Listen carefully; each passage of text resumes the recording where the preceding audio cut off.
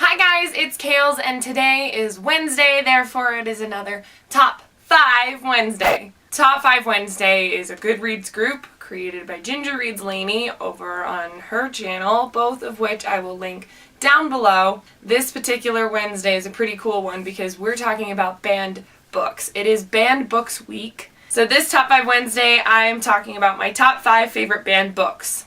There's a lot of books on the banned books list. I'm also going to link that down below so that you guys can see a complete list of them. I'm going to start with kind of one of the obvious ones of Harry Potter, but this is not surprising to me because I remember back when this first came out, all of the controversy surrounding it. I read articles about it as a kid and I thought it was so interesting. Also, until my parents knew what it was about, they were hesitant about it too because of all the controversy that was surrounding it. And then of course once they read it and once I read it, we were all hooked, and so it was okay after that. But I remember it was a big deal when this book came out about the idea of witchcraft, and it was really fascinating. I'm just shocked that this could still be banned after all this time of Harry Potter being that awesome. Another book on the list is a recent favorite of mine that I read during the Booktubeathon TBR, and that's To Kill a Mockingbird by Harper Lee. And this one's not as surprising to me that it's on the banned books list. I can understand from racial standpoint, from political standpoint, from just a lot of the, it's not violence per se, but just a lot of the ideals that are in here and why that some people might say that that's a bad thing. But nevertheless, this book is amazing. It's beautifully written. It's got a flawless story in terms of plot, and it just is so well told.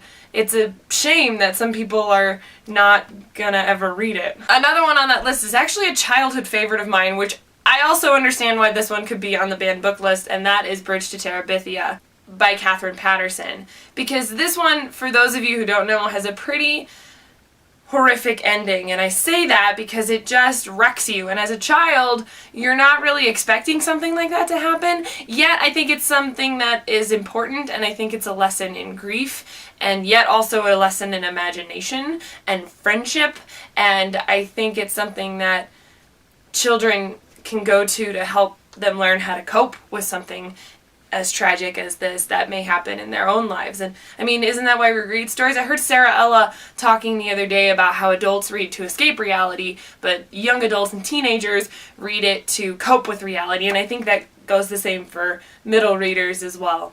This book is a great example of that, and in my opinion should not be banned but should be celebrated. The next ones are two books that I actually had to read in school, so I'm really blessed and grateful that I live in a place where these books were not banned and that I was actually exposed to them. And what's funny about this next one is I was just talking about it with my boyfriend last night, telling him that he needed to read it, being such an American history buff that he is, and that's Tim O'Brien's The Things They Carried. I am highly moved by this story. I love metafiction pretty much almost as much as I love magical realism. Actually, yes, as much as I love magical realism. This has some of the best metafiction and best storytelling I've ever read in my life. For those of you who may not know, Tim O'Brien's The Things They Carried is a collection of Vietnam stories, which are as horrific and as wonderful as they sound. They're very realistic, well told. Man, if anybody who's read it, the banana tree scene, I still cannot think of banana trees without going back to this book, because it was so poignant.